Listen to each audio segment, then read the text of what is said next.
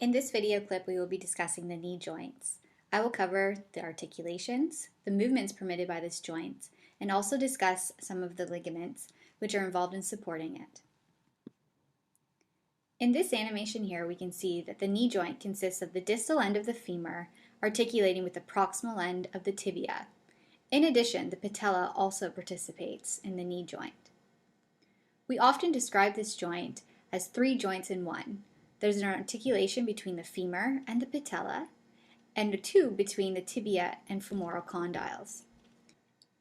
Here we can see the medial condyle of the femur and the medial condyle of the tibia. Here's the lateral condyle of the femur and the lateral condyle of the tibia. When watching this animation again, you can note that the fibula does not participate in the knee joint. This particular synovial joint is a hinge joint. Movements permitted at this joint include extension and flexion. This picture here on the left, we can see an extended knee joint, and the one on the right is a flexed knee joint. These hinge movements are also combined with gliding and rolling, and with rotation about a vertical axis. From this picture here, we can easily see that the distal end of the femur consists of these rounded ball-like projections, and the proximal end of the tibia is almost like a flat surface.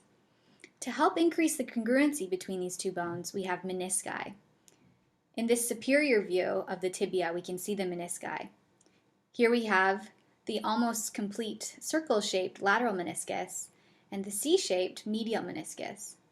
Both of these menisci consist of fibrocartilage. They act as shock absorbers and also help to increase the congruency between the distal end of the femur and the proximal end of the tibia. Providing strength to this joint are the surrounding muscles and their tendons. In this picture here on the right, we can see the anterior thigh muscles crossing the joint. These particular muscles are quite large and serve a very important function in stabilizing this joint. In addition to the muscles and their tendons, we also have many ligaments which help to reinforce this joint, and I'll briefly mention these here in a minute. Of these two structures, the muscles, because they are so large, they play a very important role in stabilizing the knee joints, and therefore many knee injuries are preventable through conditioning and training of these particular muscles. In both of these anterior and posterior views of the knee joint, we can see the menisci in a different view. Here's the medial meniscus, and here's the lateral meniscus. We can see these large condyles of the femur, which are round-like projections, sitting on top of the proximal end of the tibia, or the tibial plateau, and it's quite flat. So these menisci, you can really see their importance here. In addition to these structures, we also have ligaments helping to support this joint. Here we have the anterior cruciate ligament. It's named the anterior cruciate ligament because it starts on the anterior side of the tibia. Cruciate means cross. It crosses over with the posterior one, which we can see a little bit of it here behind. On this picture here on the right, we can also see the posterior cruciate ligament, and it's named based on where it starts on the posterior aspect of the tibia. These two particular ligaments play an important function in preventing the rolling of the condyles on top of the tibial plateau. In this posterior picture of the knee joint, we can see some of the extracapsular ligaments of the knee joint.